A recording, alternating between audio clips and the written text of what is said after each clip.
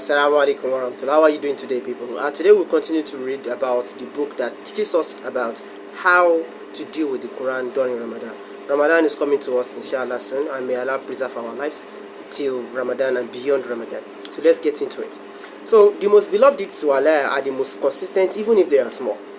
Allah loves people who particularly do a particular kind of act, and they do it all the time. For example, you pray Sunnah before you go to bed, and you do it every day. This is an act of ibadah, and the consistency is what matters to Allah. It may be very little. Okay, if we were to act according to this hadith in all of our acts of worship, we would be able to maintain most of them rather than becoming like a barren field without any vegetation. If a Muslim were to adopt a small amount of daily acts in every category of worship, which he would then expand upon during times of increased vigor and return back to the base level during the time of fatigue, that would be something beneficial for him. Being consistent in act of worship, even if they are small, is beloved by Allah. It is better than performing them every now and then without any consistency. Whoever fulfills his obligation regularly, performs the emphasized optional prayer, and then adds whatever act of worship he wishes, then he would fall under those loved by Allah. And he said, "My worshippers continues to draw nearer to me through optional acts until I love him." So when it comes to the time of night prayers, I mean tahajjud during the time of Ramadan, this period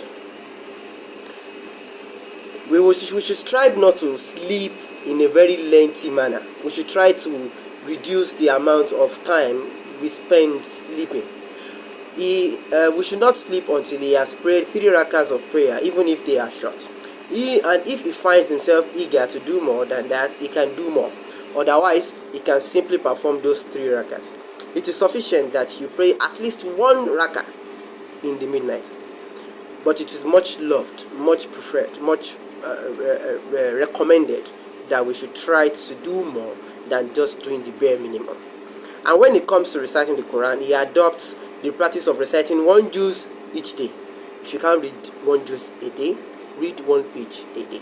And recite the Quran, he adopts the practice of reading 1 juz a day, so that by the end of the month, he would have finished a complete reading of the whole Quran. And how do we do that? If you read 2 pages after each rakah or before each rakah, if you want to finish the Quran twice in Ramadan, you would prefer to read at least 4 to 5 pages each day, and this will help you to finish the Quran.